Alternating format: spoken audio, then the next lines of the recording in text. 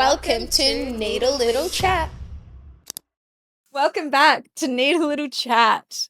Last week we covered APRA guidelines, who we are, building a loyal client base, and red flag, green flags. Yes, we had so much fun. And what are we covering this week? So we're going to do all things business and we're going to cover Complications, yeah, awkward questions, awkward experiences, consultations. Yeah. the consumers.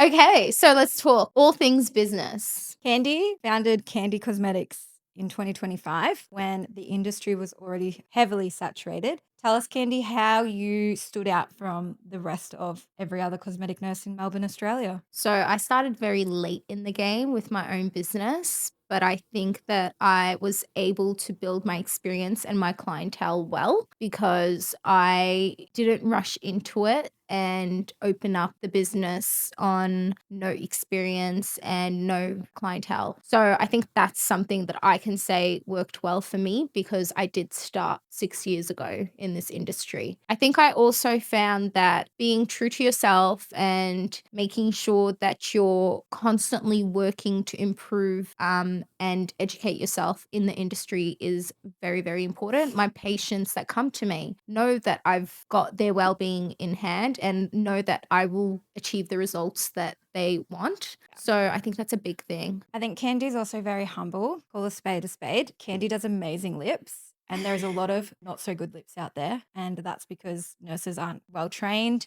They learn off YouTube. They don't want to learn. And you've been doing lips for a very, very long time. And that's, I think, how you broke through the saturated market is because you are a good injector. Yeah. I think a lot of the times you can be a great injector, but you can also lack the knowledge. And that makes you, that's a bit of a scary thing to have because Or you can have all the knowledge and have no aesthetic eye. Exactly. Got to be got to meet in the middle. I know. And I think it's very hard to find an injector that can meet in the middle. Yeah. So I think if you have both knowledge and the aesthetic eye, you're going to do well in the industry. I also think social media is a big thing. Yeah. I have tried to be more compliant recently as well. And I think just bringing out your personality is a big thing. I know it's very hard for us now with advertising. And I know that previously when people used to advertise, it was all edited. So it's just...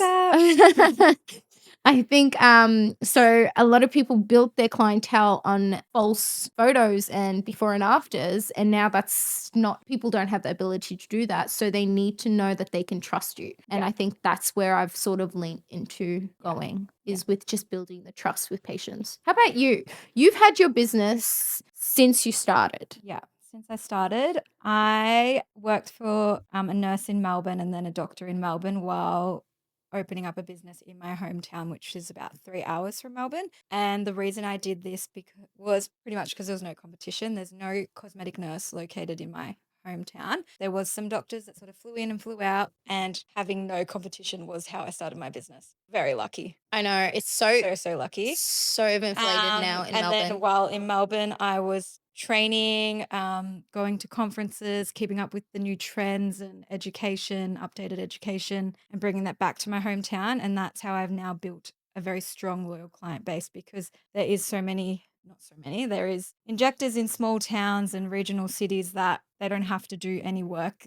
People just keep going back to them because there's no competition, but they're actually doing things that aren't up to date or learning new techniques. So they just stay average. And I think that's how I kept building my clients because I was bringing back all this wealth of knowledge from Melbourne. Networking was one of the things that I lacked because I was working with other practitioners or nurse-led based clinics and they didn't really need me to network. I was just there to do a job. Yeah. And so I think with you did the networking and you were able to explore and like socialize and gain so much more knowledge. And I think that helped you a lot, especially with your training job because you networked with Fresh Clinics and now you're an educator at Fresh Clinics, which is incredible. And I think that's what I'm starting to do now is just bringing out my name because a lot of practitioners in our industry do know each other and talk about each other as well. And that's a very big thing in the industry.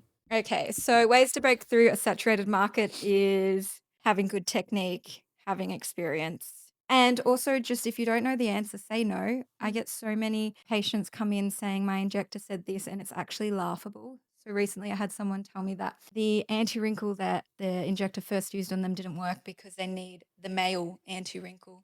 So now neuromodulators are gender specific.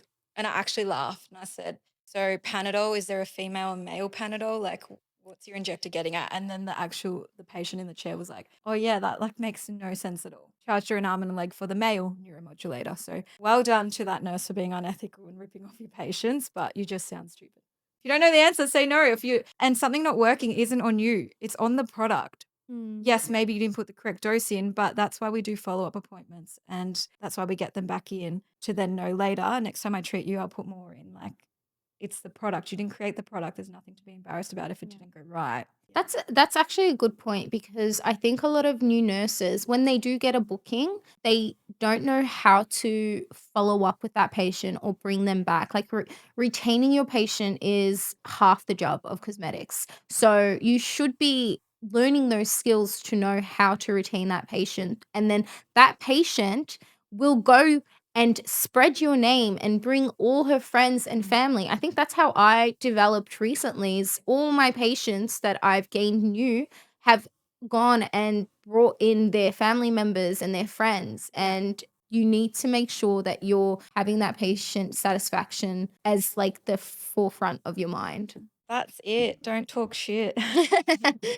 Just always make sure you keep it respectable in this field and don't get a bad name for yourself for being someone that puts down other nurses and just focus on your business. Yeah, that's another thing. If patients come with migrated filler, I will never say, "Oh, your nurse didn't know what she was doing." I blame the product. The product wasn't the right fit for you. Mm, Filler in the lip is more stretchy than filler in the cheek, so it does move over time, blah, blah, blah. I don't say, "Oh, that nurse didn't know what she was doing," because mm, then that just makes you look like a dick. mm. Well, I think that's it for the business Breaking through. topic. Yes, I think, look, we can probably delve a lot deeper into it, but we'll leave it at that and probably come back to this topic later on.